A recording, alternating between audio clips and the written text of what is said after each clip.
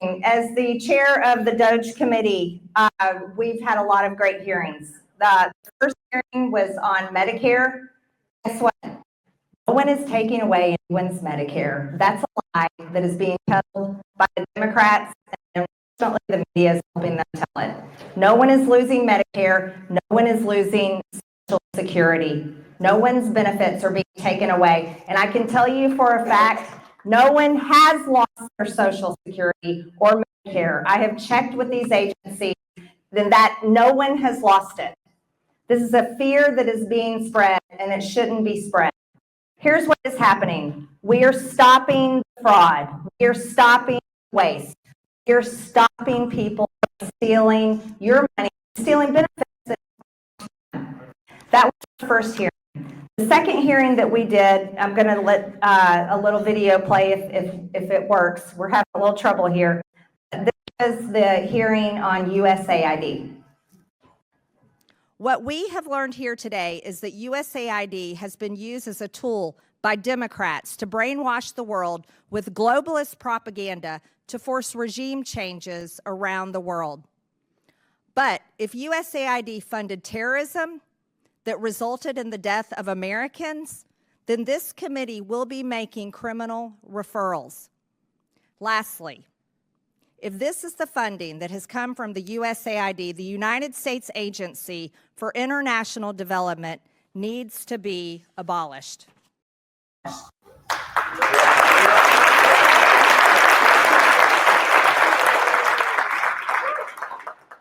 Now, USAID is going to be abolished. And thanks to President Trump and thanks to his administration for that great work. Thanks to Marco Rubio, our Secretary of State, it will be abolished. You see, USAID is not aid. It's not aid. It's been used and abused, and this money has gone into places it should have never gone to. And so we're thankful to know that that is going to be a big part of the rescission package that the White House is going to be recommending. We can't wait to get to work on that. Now, the hearing I'd like to talk about was NPR and PBS. And as chair of the DOGE Committee, we looked into NPR and PBS. And we had them come before us in our committee as witnesses. And we can go ahead and play that clip, Kayla.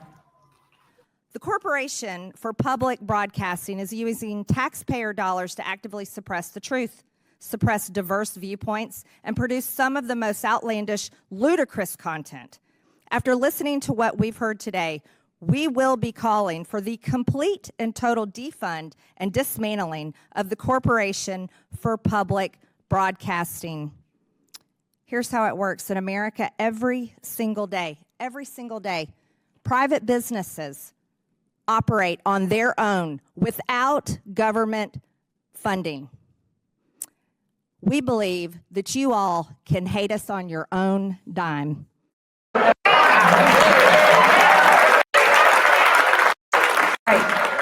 You can hate us on your own dime, but the American people don't have to pay for it.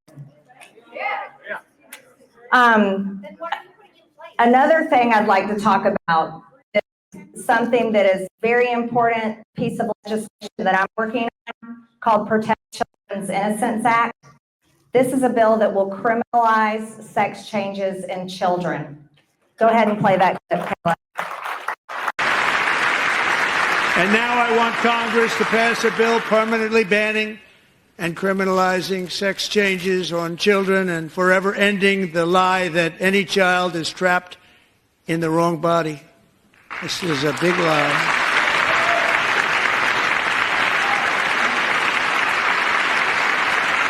And our message to every child in America is that you are perfect exactly the way God made you.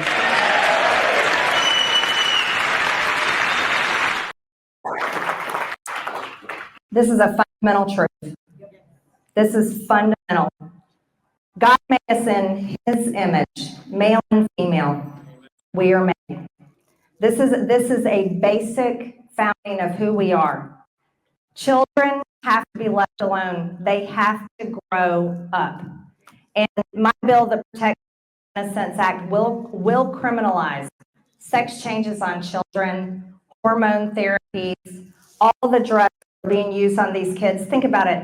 These kids aren't old enough to get a tattoo. They aren't old enough to buy cigarettes, alcohol, join the military. Some of these kids aren't even old enough to get a driver's license and drive a car. There should be no way that any adult is brainwashing a child with a lie, and it is a lie. I want you to think about this. The Biden administration declared Trans Visibility Day on Easter. On Easter. This year, President Trump is celebrating Holy Week, and we will be celebrating the real meaning of Easter, the resurrection of Jesus Christ, the Son of God. This is a war of good versus evil, and when they are going after our kids, you better bet that we will stand up and not let you come after our kids. This was one of the biggest in the election. It's across the aisle. It's a more than 80% issue. More than 80%. Democrats and Republicans agree that we got to protect our kids. And for long enough, that lie has been told. And it's disgusting. It's repulsive. Look, adults can do whatever they want, but leave our kids alone. Now, I want to talk to you. You've got a packet of information that has a lot of details. And instead of me going through it all, I'm not going to waste our time doing that. Before I wrap up, I want to talk about what happened in the past 4 years under the Biden administration that should have never happened. The government was weaponized against the American people. And after January 6th, many people were arrested. Now, I want you to know, serving in Congress, I have not watched the pro-Hamas, pro-Palestinian, pro-Gaza protesters. I have not watched them be prosecuted like the DOJ went after January 6th protesters. So I want to thank President Trump. I want to thank President Trump for what he did for January 6th defendants. Kayla, you can go ahead and pull that up.